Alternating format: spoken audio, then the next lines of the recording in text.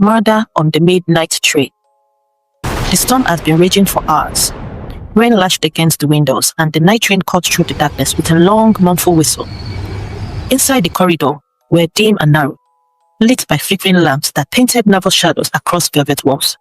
Every sound, the groan of whistles, the hum of steel, seemed to carry a secret. At the end of the corridor, a brass plate gleamed dully.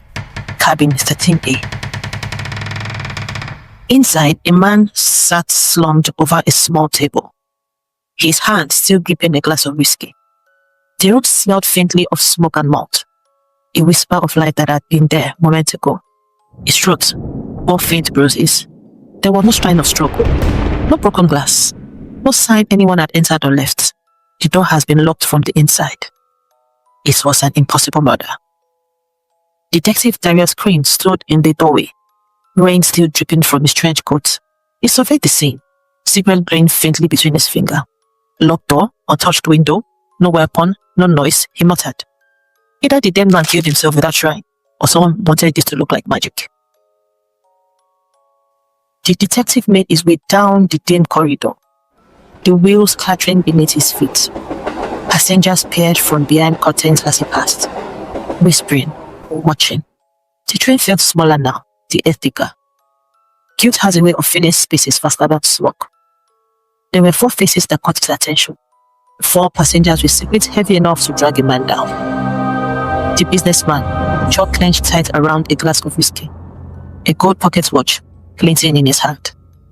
Leona the showgirl, her sequin dress catching the light, smile painted on her like her eyes swollen from tears. The steward, young and nervous, tugging at his gloves as if trying to hide something beneath them. And the priest, sitting alone in the chapel car, rosary beads clicking. The businessman. In the dining car, lightning flashed across the windows. The businessman sat across from Crane, his face slick with sweat. You argued with him yesterday, Crane said informally, loud enough for half of the carriage to hear. He cheated me, the man snapped. Promised an investment, then swindled me blind. I wanted justice, not blood. Justice wears a robe, Crane murmured. Anger wears robe burns.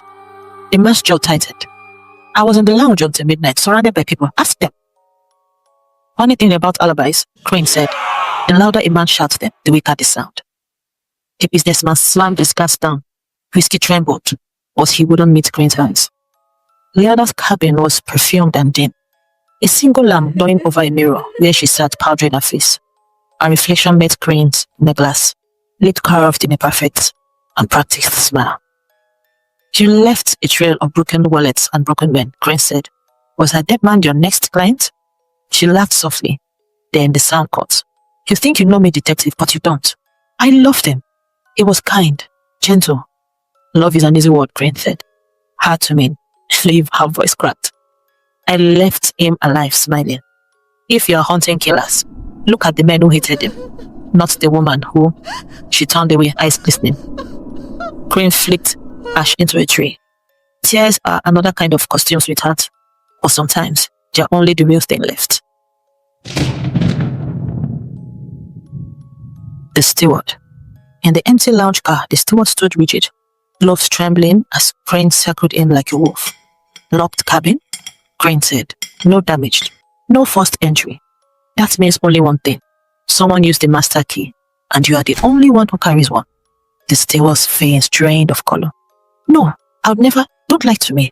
Crane back. That door didn't open itself. The young man's throat worked, eyes darting towards the chapel car before he could stop himself. Crane noticed. He always did. The bees whispering between them. You heard confessions last night, Crane said. Whose sin kept you awake? The priest's gaze was steady. All men are sinners.